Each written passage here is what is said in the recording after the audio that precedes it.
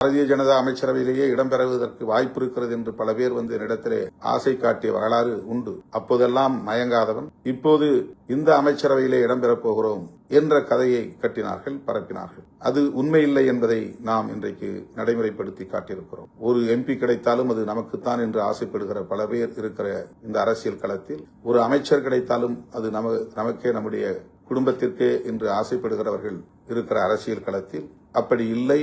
அதுபோன்ற முடிவை இந்த இயக்கம் எடுக்காது என்பதை நாம் இன்றைக்கு உறுதிப்படுத்தி காட்டியிருக்கிறோம். கூட்டணி ஆட்சி முறையை அங்கீகரித்திருக்கிறோம். தமிழ்நாட்டில் கூட்டணி ஆட்சி முறை வர வேண்டும் என்று முதலில் முன்மொழிந்த இயக்கம் விடுதலை சிறுத்தைகள் கட்சி. அப்படி ஒரு சூழல் காலத்தின் கட்டாயத்தால் உருவாகி இருக்கிறது. அமைச்சரவையிலே இடம்பெறுகிற ஒரு வாய்ப்பு கனிந்திருக்கிறது. ஆகவே நாம் எடுத்திருக்கிற முடிவு சரியோ தவறோ அதிகாரத்தை பகிர்ந்து கொள்ள வேண்டும் என்ற வேட்கை தணிந்திருக்கிறது.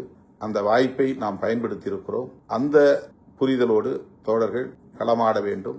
யார் நம்மை எவ்வளவு மோசமாக விமர்சனம் செய்தாலும் அதற்கு நீங்கள் செவி சாய்க்க வேண்டாம். போராட்டம் என்கிற பெயரில் கவனம் சிதற வேண்டாம். நம்முடைய அவர் மட்டுமல்ல, இதுபோல் எண்ணற்ற பலர் சமூக ஊடகங்களில் வாய்க்கு வந்தபடி பேசிக் கொண்டிருக்கிறார்கள். அவர்களுக்கெல்லாம் காலம் பதில் சொல்லும். நம்முடைய களம் பதில் சொல்லும். ஆகவே நாம் எடுத்த நிலைப்பாட்டில் தெளிவாக இருப்போம், உறுதியாக இருப்போம், துணிவாக களமாடுவோம்.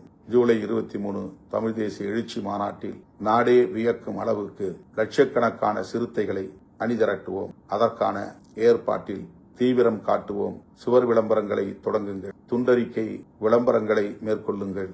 கிராமம் கிராமமாக சென்று பெண்கள், குழந்தைகள், இளைஞர்கள் உட்பட அனைவரையும் திரட்டுவதற்குரிய கவனத்தை செலுத்துங்கள். நாம் அவதூறுகளுக்கு முகம் கொடுக்க வேண்டாம்.